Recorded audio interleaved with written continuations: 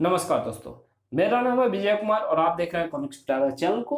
दोस्तों, अगर आप इस चैनल पर नए हो या अभी तक चैनल को सब्सक्राइब नहीं किया है तो प्लीज चैनल को सब्सक्राइब कर देना और साथ में लगे बेल आइकन को जरूर प्रेस कर देना, ताकि मैं इस चैनल पर जब भी नई वीडियो अपलोड करूंगा उसकी नोटिफिकेशन आपको सबसे पहले मिलेगी और आप मेरी वीडियो को सबसे पहले देख पाएंगे। तो चलिए दोस्तों, रात के रक्षक डोगा की इस धमाकेदार कॉमिक्स को शुरू करते हैं, जिसका नाम है हेडलाइन।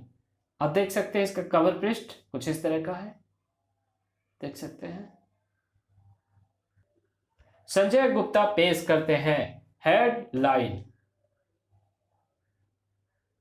मोहर लगेगी गुलाब पर, राजन बाबू जिंदाबाद, राजन बाबू जिंदाबाद।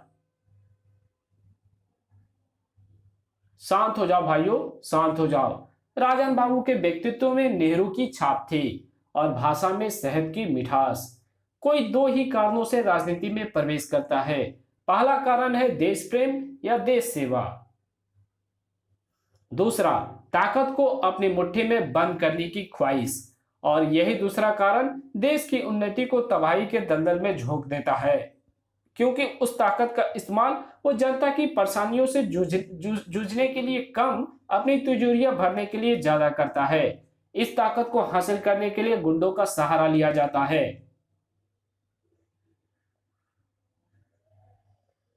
भोली भाली गरीब और अनपढ़ जनता को बहलाकर उनसे वोट खरीदे जाते हैं।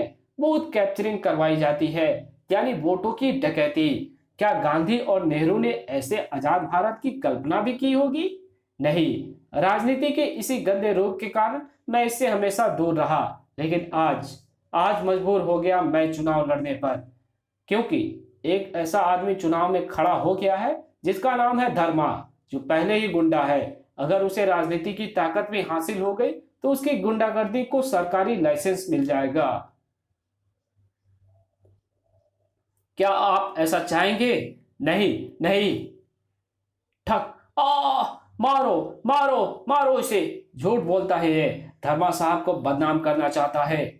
किसी भी सभा में अगर ऐसा कुछ होता है तो एक ही चीज मचती है, भगदड़।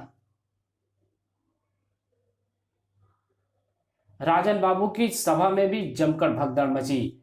इसकी सभा में गड़बड़ करनी थी, कर दी, अब भागो। पंडित नेहरू जैसी अचकन और पाजामा पहनकर नेहरू बनने चला था। गुलाब पर मुहर लगवाएगा। अबे तेरी ऐसी की तैसी, हम तुझ पर मौत की मुहर लगाएंगे। जीप भगा गोलियां। क्रिच। जीप क्यों रोक दी? आंखें खोलकर देख, तेरा बाप सामने खड़ा है। अबे तो तेरा भी तो है। जीप आगे नहीं जा सकती, पीछे तो जा सकती है। पीछे भी नहीं जा सकती काटिया, वो देख। उफ उफ। ये डोगा के कुत्ते हैं जो हमें फार खाने आ रहे हैं। तो चढ़ा दे जीप डोगा पर, उसे गन सीधी करने का मौका ही नहीं मिलेगा। गोलियां, आज डोगा का बिस्तर इस दुनिया से गोल कर देगा। जीप के इंजन की नाक में डोगा ने अपनी ताकत की वो लगाम कस दी थी जो उसे अपने अदरक चाचा से मिली थी। डोगा बिस्तर पर नहीं सोता गोलिया। डोगा को बिस्तर की जरूरत नहीं होती। डोगा नाम है उन आंखों का जिनमें कभी नींद ही नहीं आती। डोगा जब कुत्ते की शक्ल का यह मास्क अपने चेहरे पर लगाता है तो उसे नींद आ ही नहीं सकती, क्योंकि डोगा की बंद आंखों के आगे चीखते पुकारते वो अनाथ बच्चे आ जाते हैं, जो तुम जैसे दरिंदों और गुंडे की दरिंदगी और गुंडागर्दी का शिकार हुए होते हैं। उनकी नींद तुम्हारे जैसे लोग ही हराम करते हैं। अगर डोगा सो गया तो उन्हें चैन की नींद कैसे आएगी? नहीं गोलिया, नहीं। डोगा कभी नहीं सो सकता, वो सिर्फ सुलाता है। धाए आ गोलिया और काटिया जैसे लोगों को मौत की नींद। धाए धाए धाए धाए। मरने के बाद भी तेरा पांव जीप के एक्सकलेटर से नहीं हटा गोलिया।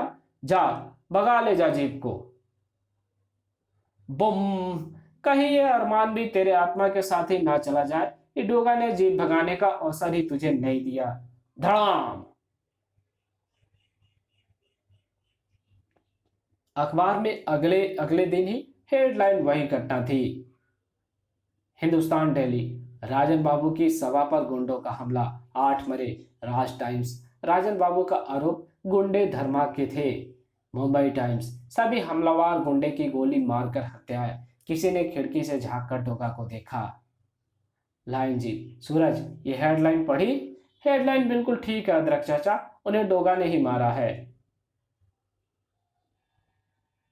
आज राजनीति को राजन बाबू जैसे गांधीवादी और नेहरूवादी विचारों वाले किसी नेतृत्व की जरूरत है, लेकिन शायद इस देश की किस्मत खराब है अदरक चाचा। जब भी इसे कोई अच्छा नेतृत्व मिलता है वो धर्मा जैसे हत्यारों की हिंसा का शिकार हो गया। हाँ अदरक चाचा, बेलगाम होती चली आ रही है देश की राजनीति। देश की राजनीति के बेलगाम होते घोड़ों को एक ही लगाम की जरूरत है, और वो लगाम राजन बाबू जैसे नेता है। अगर कोई इस लगाम को तोड़ने की कोशिश करेगा तो डोगा हाथ पर हाथ रखकर बैठेगा क्या? कभी नहीं, वो उन हाथों को तोड़ने जरूर पहुंचेगा। हम सूरज के चेहरे पर जबरदस्त आक्रोश था। धर्मा के चेहरे पर जबरदस्त प्रतिशोध। मैं राजन बाबू को चुनाव के मैदान से उखाड़ फेंकूंगा भक्कू दादा, उसे जीतने नहीं दूंगा। नया खिलाड़ी किसी भी क्षेत्र में जब पहली बार उतरता है तो वो जोश में होश खो देता है, जैसे इस वक्त तुम खो रहे हो धर्मा। तुम वजन तो उठा नहीं पा रहे, राजन बाबू को इस दुनिया से कैसे उठाओगे? राजनीति की चालें जोश से नहीं होश से चली जाती है, होश के साथ जोश भी जरूरी है भक्कू दादा।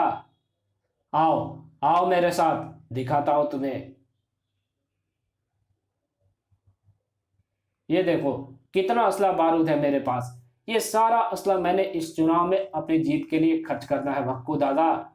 देखा धर्मा, जिम में दिन रात कसरतें करते करते तुम्हें शरीर की ताकत तो मिल सकती है, मगर राजनीति की ताकत सिर्फ वोटों से मिलती है, और वोट असली बारूद से नहीं मिलते। उसके लिए लोगों के दिलों को जीतना पड़ता है, खुद को धर्मात्मा बनाकर लोगों के बीच रखना होता है। मैंने इसी तरह 35 साल तक लोगों को बेवकूफ बनाया है।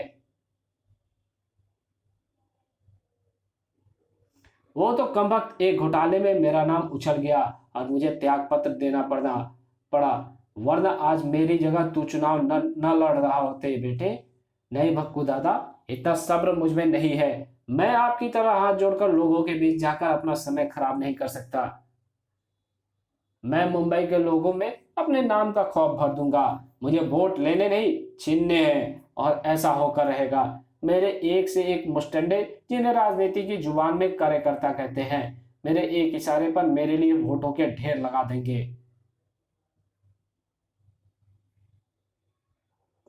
इस वक्त तू अपनी ताकत के नशे में है, मुझे पता है कि तू कुछ नहीं सुनेगा तो फिर ठीक है। एक बार तो अपनी चाल चल ले, सफल हो गया तो ठीक, वरना दूसरी चाल मैं तुझे बताऊंगा। ठीक है भक्कू दादा, ठीक है। वोट मांगने और छीनने का सिलसिला चुनाव प्रचार के साथ ही शुरू हो गया। रात को पियक्कड़ आया, साथ में दारू लाया रे। आओ भाई आओ, दिल खोलकर दारू ले जाओ, वो भी बिल्कुल मुफ्त। अरे डर मत रे, काहे को डरता है? दारू ले और वोट दे, समझा? धर्मा बाबू को वोट देना। धर्मा बाबू का चुनाव चिन्ह है गोली। मोहर किस पर लगेगी? गोली पर। वाह, हमारे देश की जनता समझदार होती जा रही है। क्यों कान्या? धाय, समझदार नहीं होती जा रही है, कायर होती जा रही है। खनाक, ओह गुरु डोगा, तो आने देना डोगा। वो तो बूढ़ा हो गया है, उसकी ताकत उसके इरादे सब बूढ़े हो गए हैं, खून ठंडा हो गया। पर तू तो जवान है, हट्टा कट्टा है, इरादे भी कमजोर नहीं लगते तेरे, खून भी गर्म होगा। तूने ये दारू की बोतल पियक्कर से क्यों ली?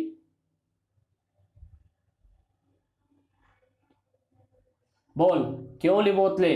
खटाक, आह! पियक्कर ने मुफ्त की कहकर दी और तूने ले ली।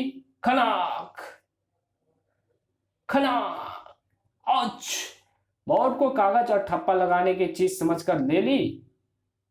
इस बोतल से अच्छा तो जहर लेकर क्यों नहीं पी लिया तुमने? बाद में भी तो पियोगे। अपने जुल्म और आतंक का जहर ये तुम्हें सारी जिंदगी पिलाते रहेंगे। आह!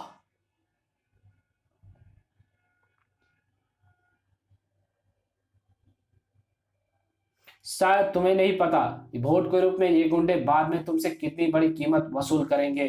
चुम चुम चुम, खना खना, चुम, भक।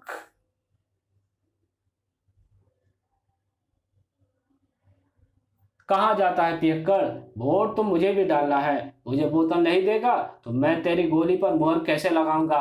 मेरी हिस्से की बोतल कहाँ है पियक्कड़? फटाक। अक। नहीं है ना? मैं जानता था तेरे पास मेरे हिस्से की बोतल नहीं होगी। तेरे पास मेरे हिस्से की बोतल भले ही ना हो, पर मेरे पास तेरे हिस्से की गोली है। ले, खा। चुम। डोगा मार देगा, भागो। जबड़े बीचकर गुर्रा उठा डोगा। हाँ, डोगा मार देगा तुम्हें, मार देगा डोगा। क्योंकि तुम समाज को मार रहे हो, कानून को मार रहे हो, देश को मार रहे हो। जब तुम मार सकते हो तो डोगा क्यों नहीं मारेगा? मार देगा, मार देगा डोगा। चुम चुम चुम चुम चुम। आ आ। इस कहानी को यहीं पे खत्म करते हैं। इसके आगे कहानी पढ़ेंगे इसके पार्ट 2 में। तो मिलते हैं इसके पार्ट 2 में, तब तक के लिए बाय।